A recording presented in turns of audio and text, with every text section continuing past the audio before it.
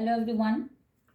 आज की क्लास में हम लोग एक बहुत ही सटल लेकिन इम्पॉर्टेंट कॉन्सेप्ट को समझने वाले हैं, जिसे हम कहेंगे meaning and symbolization of relational propositions.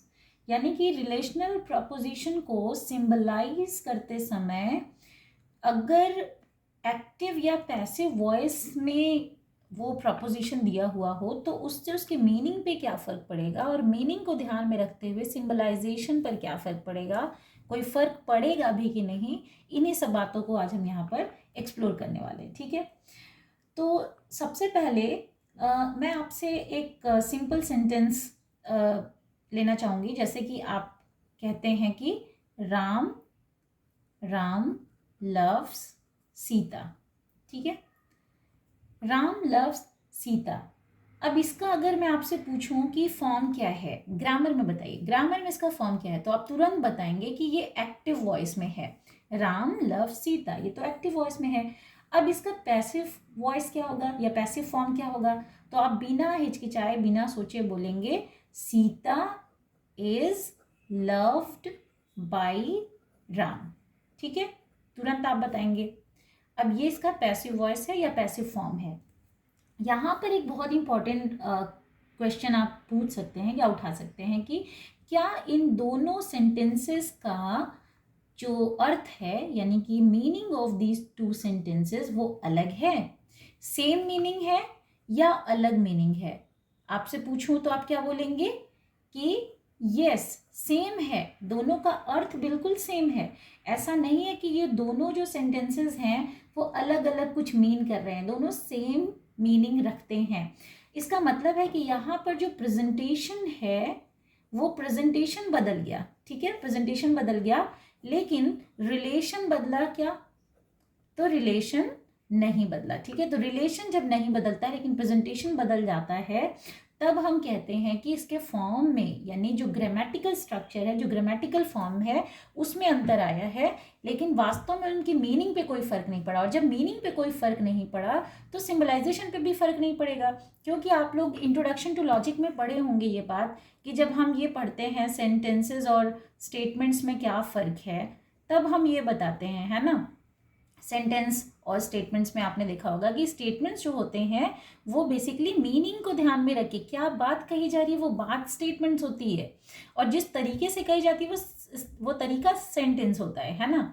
तो statements are basically our belief towards the facts of the world, कि ये दुनिया के जो फैक्ट्स हैं, दुनिया के जो फैक्ट्स हैं, स्टेट ऑफ अफेयर्स हैं, उनके बारे में हमारे विश्वास क्या है, उनको बयां करने वाले जो सेंटेंसेस होते हैं वो स्टेटमेंट्स होते हैं। ठीक है, और स्टेटमेंट्स डिक्लेरेटिव होते हैं, असर्टिव होते हैं, एट्सेट्रा, और इसी वजह से स्टेटमेंट्स जो होते हैं वो ट्रू या फॉल्स होते हैं। तो ये सारी चीज़ें आपने पढ़ी हुई हैं। तो सेंटेंसेस चाहे एक्टिव वॉइस में हो या पैसिव वॉइस में हो, उनका मीनिंग एक ही रहता है, कहने का तरीका बदल सकता है, प्रेजेंटेशन बदल सकता है, लेकिन रिलेशन वही रहेगा। और चूंकि मीनिंग प्रिजर्व्ड है तो स्टेटमेंट्स प्रिजर्व रहता है। ठीक है, सो वॉल इज वाइट या दीवार सफ़ेद है, ये दोनों का अर्थ एक ही है। ठीक है, भले ही ग्रामेटिकली ये दो अलग अलग सेंटेंसेस हैं।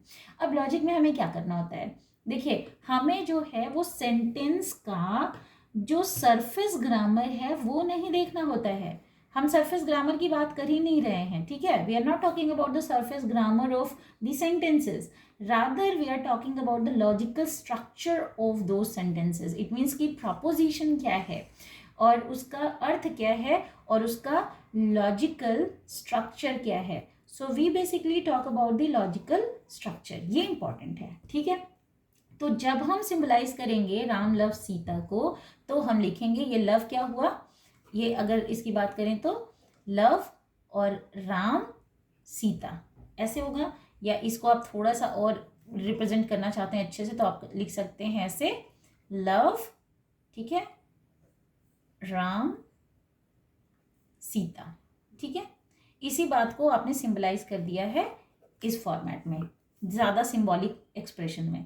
ये किसका फॉर्मेट है, LXY का, यानी RXY का, ये रिलेशन X और Y के बीच में। और इसको पढ़ते कैसे हैं, X is related to Y। ठीक है, तो X लव्स Y।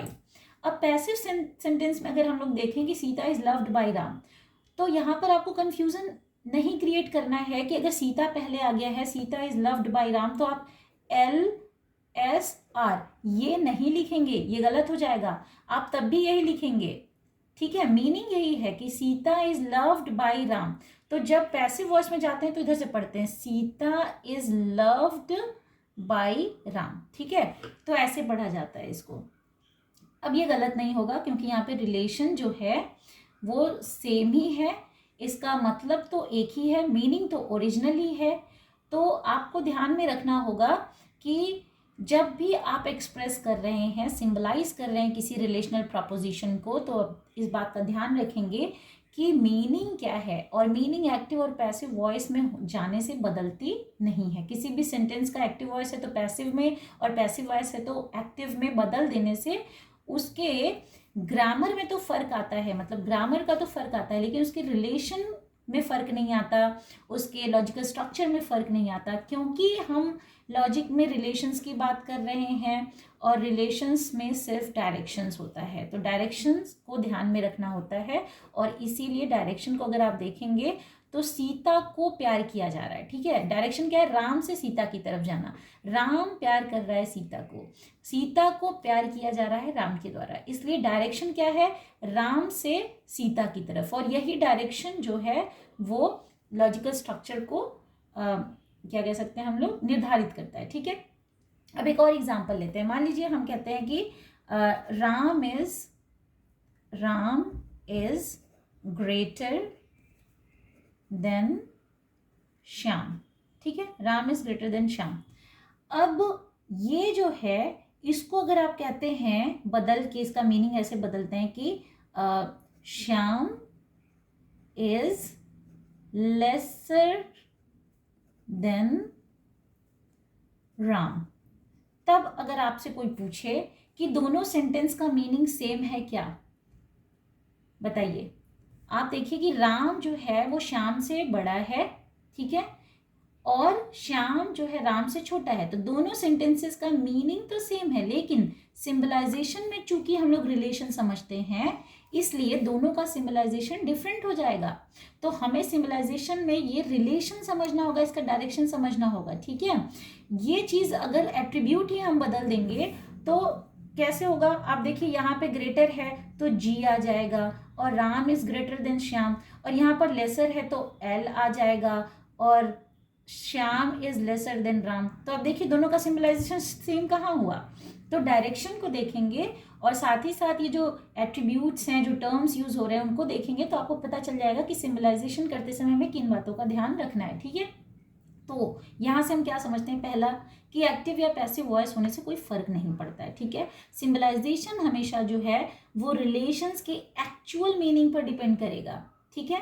तो ये कॉन्सेप्ट तो छोटा है, लेकिन हमारी अपनी अंडरस्टैंडिंग के लिए, एग्जाम्स के लिए और आगे के लिए बहुत ज़्यादा इंपॉर्टेंट है, ठीक है। तो एक तो ये चीज़ हमें यहाँ पर समझनी थी। दूसरी चीज़ अगर हम देखें तो कह सकते हैं कि इन्हीं बातों को ध्यान में रखते हुए आगे कुछ हम सिंबलाइजेशंस को देखेंगे, ठीक है। जैसे कि मैं बोलते जाऊंगी और सिंबलाइज करके आपको दिखाते जाऊंगी।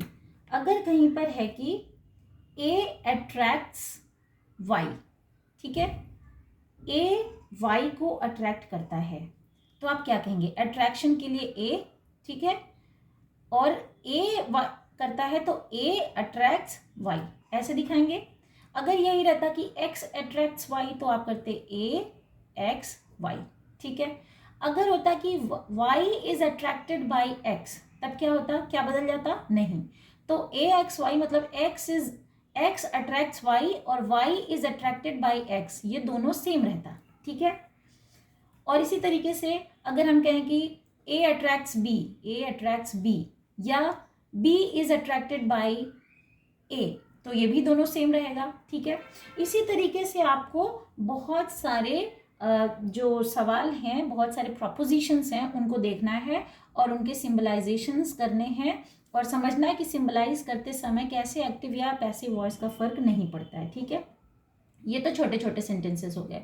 अब मान लीजिए कि कोई ऐसा प्रपोजिशन हो जिसमें क्वांट का यूज हुआ हो, ठीक है, तो ये सिंपल थे, लेकिन मान लीजिए क्वांट का यूज हुआ हो, तब क्या करेंगे? जैसे कि ए अट्रैक्ट्स एवरीथिंग और एवरीथिंग इज अट्रैक्टेड बाय ए। ठीक है, मैं लिख नहीं रही हूँ, मैं आपको बस यहाँ पे सिंबलाइज करके दिखाऊंगी। तब क्या करेंगे, एवरीथिंग की बात हो रही है ना, ए अट्रैक्ट्स एवरीथिंग, तो आप देखिए कि अगर एक्स के फॉर्म में लें तो आप कह सकते हैं कि गिवन एनी एक्स, ठीक है, अट्रैक्शन के लिए ए एट्रीब्यूट ले लिया, और कौन किसको, तो सबके लिए, किसी भी एक्स के लिए ना, तो ए अट्रैक्ट्स एक्स, क्योंकि एक्स यूनिवर्सल टर्म में है यहाँ पे। ठीक है, तो ए अट्रैक्ट्स एवरीथिंग, किसी भी एक्स को ए अट्रैक्ट करता है।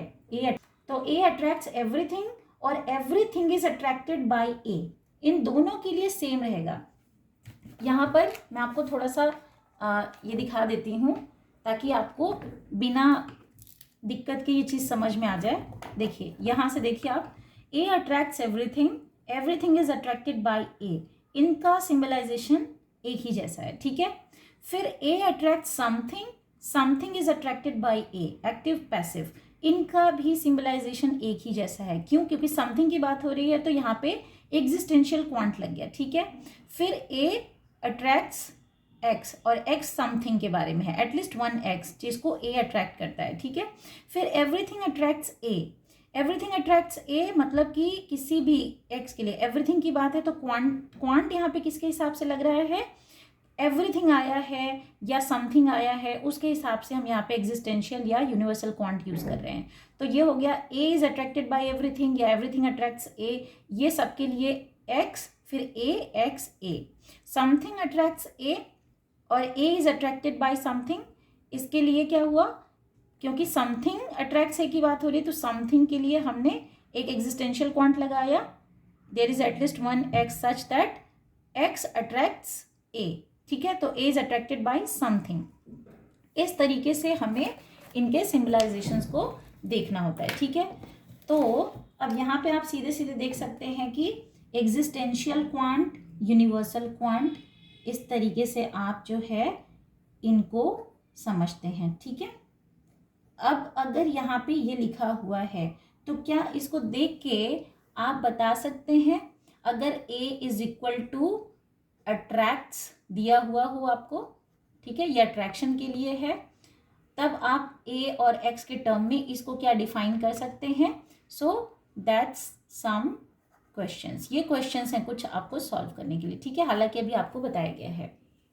अब यहाँ पर क्या है कि ये प्रॉब्लम्स थोड़ी सी कॉम्प्लेक्स हो जाती हैं जब हम क्या करते हैं कि इंडिविजुअल कांस्टेंट और जो रिलेशनल प्रोपोजिशंस हैं उन सबको लेके चलते हैं।